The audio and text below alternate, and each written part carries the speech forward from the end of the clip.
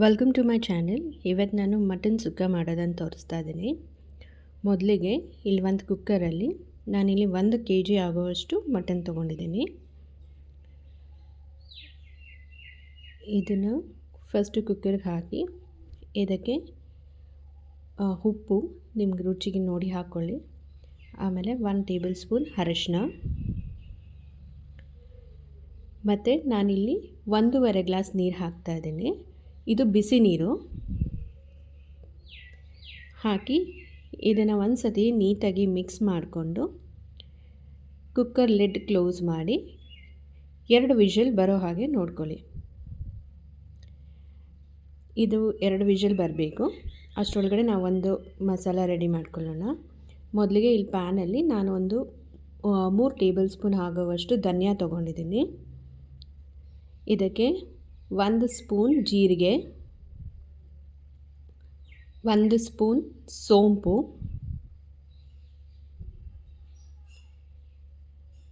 ಇದಕ್ಕೆ 3 ಏಲಕ್ಕಿ ಕಾಯಿ,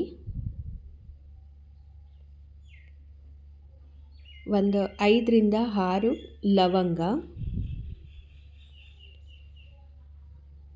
1.5 ಇಂಚು ಚಕ್ಕೆ, ಮತ್ತು 2 ಸ್ಪೂನ್ ಮೆಣಸಿನ ಕಾಳು, ಮತ್ತು 5 ರಿಂದ 6 ಮೆಣಸಿನ್ಕಾಯಿ, ಒಣ ಮೆಣಸಿನ್ಕಾಯಿ, ಅದು ಕಲರ್ಗೋಸ್ಕರ ಅಷ್ಟೇ. ಅದನ್ನು ನೀಟಾಗಿ ಫ್ರೈ ಮಾಡ್ಕೊಳ್ಳಿ. ಡ್ರೈ ರೋಸ್ಟ್ ಮಾಡಿ, ಇದಕ್ಕೆ ಯಾವುದೇ ರೀತಿಯಾದಂಥ ಎಣ್ಣೆ ಆ್ಯಡ್ ಮಾಡಬೇಡಿ.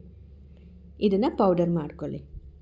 ಈಗ ಒಂದು ಪ್ಯಾನಲ್ಲಿ ನಾನಿಲ್ಲಿ 3 ಟೇಬಲ್ ಸ್ಪೂನ್ ಆಗುವಷ್ಟು ಎಣ್ಣೆ ತೊಗೊಂಡಿದ್ದೀನಿ. ಇದಕ್ಕೆ 1 ಟೇಬಲ್ ಸ್ಪೂನ್ ತುಪ್ಪ ಹಾಕ್ತಾಯಿದ್ದೀನಿ. ಮತ್ತು ನಾನಿಲ್ಲಿ 2 ಆನಿಯನ್ ಮೀಡಿಯಮ್ ಸೈಜ್ದು ಉದ್ದುದ್ದ ಸ್ಲೈಸ್ ಮಾಡಿ ಕಟ್ ಮಾಡಿ ಇಟ್ಕೊಂಡಿರೋದು ಅದಕ್ಕೆ ಆ್ಯಡ್ ಮಾಡಿ ಇದು ಗೋಲ್ಡನ್ ಬ್ರೌನ್ ಬರೋವರೆಗೂ ನಾವು ಫ್ರೈ ಮಾಡ್ಕೋಬೇಕು.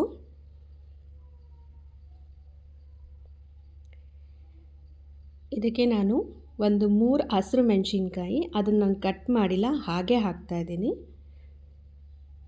ಅದನ್ನು ಕೂಡ ಫ್ರೈ ಮಾಡ್ಕೊಳ್ಳಿ. ಸ್ವಲ್ಪ ಕರ್ಬೇವಿನ ಸೊಪ್ಪು, ಅದು ಫ್ಲೇವರ್ ತುಂಬ ಚೆನ್ನಾಗಿ ಬರುತ್ತೆ ಅದಕ್ಕೆ. ಮತ್ತು ಇದಕ್ಕೆ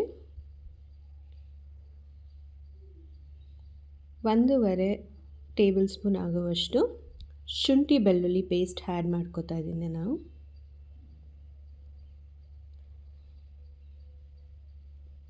ಇದನ್ನು ಕೂಡ ನೀಟಾಗಿ ಹಸಿ ವಾಸನೆ ಹೋಗೋವರೆಗೂ ಫ್ರೈ ಮಾಡ್ಕೊಳ್ಳಿ ಚೆನ್ನಾಗಿ.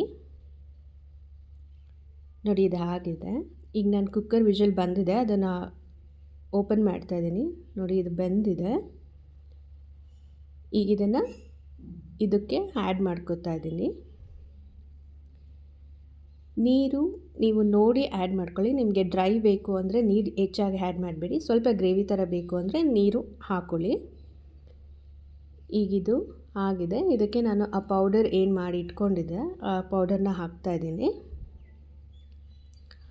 ಇದನ್ನು ಹಾಕಿ ಚೆನ್ನಾಗಿ ಮಿಕ್ಸ್ ಮಾಡಿಕೊಂಡು 10 to 15 ಮಿನಿಟ್ಸ್ ನೀವು ಇದನ್ನು ಬೇಯಿಸ್ಕೋಬೇಕು. ಆ ನೀರೆಲ್ಲ ಹಿಂಗೋವರೆಗೂ. ನಾನಿಲ್ಲಿ ಸ್ವಲ್ಪ ಗ್ರೇವಿಯಾಗಿ ಮಾಡಿದ್ದೀನಿ. ನಿಮಗೆ ಡ್ರೈ ರೋಸ್ಟ್ ಬೇಕು ಅಂದರೆ ನೀರು ಆ್ಯಡ್ ಮಾಡ್ಕೋಬೇಡಿ, ಸ್ವಲ್ಪ ಆ್ಯಡ್ ಮಾಡ್ಕೊಳ್ಳಿ. ನೋಡಿ, ಇದು ನೀಟಾಗಿ ಮಿಕ್ಸ್ ಮಾಡ್ಕೊಂಡಾದ್ಮೇಲೆ ಕಲರ್ ಕೂಡ ಚೇಂಜ್ ಆಗ್ತದೆ.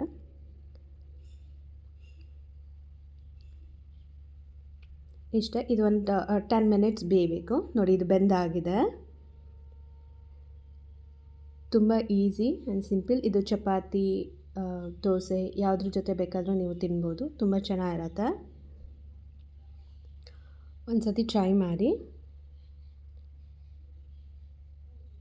Thank you.